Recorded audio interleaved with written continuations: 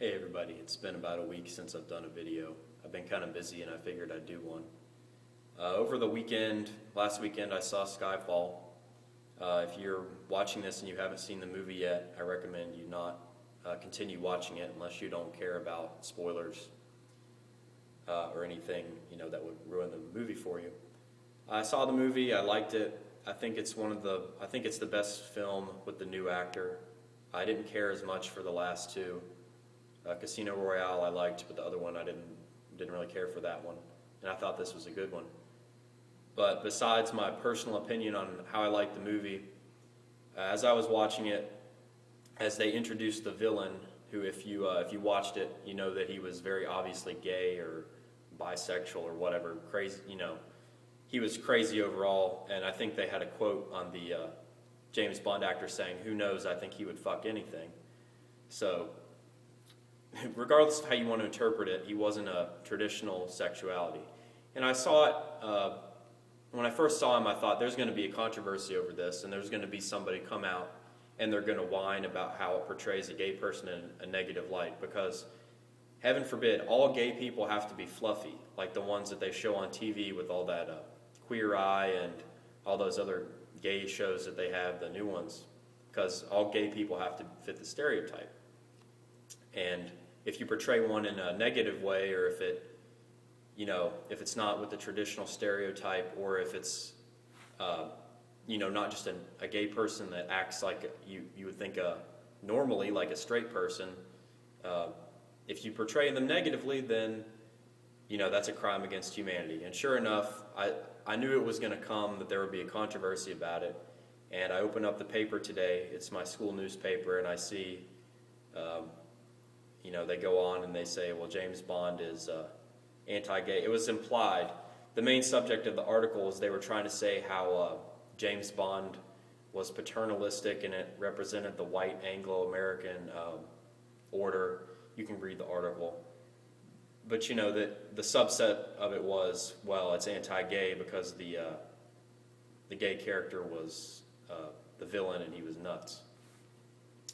So it's it's politically correct, people thinking that it's okay or that it's not okay to ever portray a person with a different sexuality in a negative light. I mean, I can't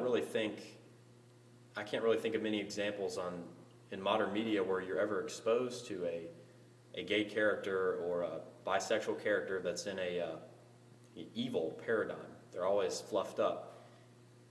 So, one thing I think is interesting is with this, it's do or die. I mentioned before that they usually don't have a problem with portraying gay people as the stereotype is, because the stereotype is not it's not offending. It's not a stereotype that you'd be particularly ashamed of, and that if you're a gay person and you're effeminate, that's not something that's not part of your identity that you're proud of. But I think it's going to come to the point where even that stereotype, it's going to be a hypocrisy situation. They're going to say every gay person has to be portrayed normally. That's what's going to come next. And they're going to try and do away with that, along with they're going to get mad if someone makes a gay character that's out on a limb, like the one that was in James Bond. As for the general idea that James Bond is racist or paternalistic, I mean, he's definitely a womanizer. I think the series could be said it's somewhat sexist, but because, I mean, if you think about it, all the women that he's with, most of them, a lot of them die or they fade into obscurity one way or another. Racism, I don't know. I think that one's kind of a stretch. And then even then with the sexism part of it, the Judi Dench had been playing M for, I think it's 7 movies now that she's been playing M. So you have the woman who is in the lead role, she's managing Bond, and then you try and say that it's sexist. I don't know about that. I'm trying to think of other examples that the guy tried to, in this article, say that it was, he's saying that it's racist. What he really means is it's a violation of political correctness. Let me wander for a minute. Of course, the big thing was the Anglo-American, order.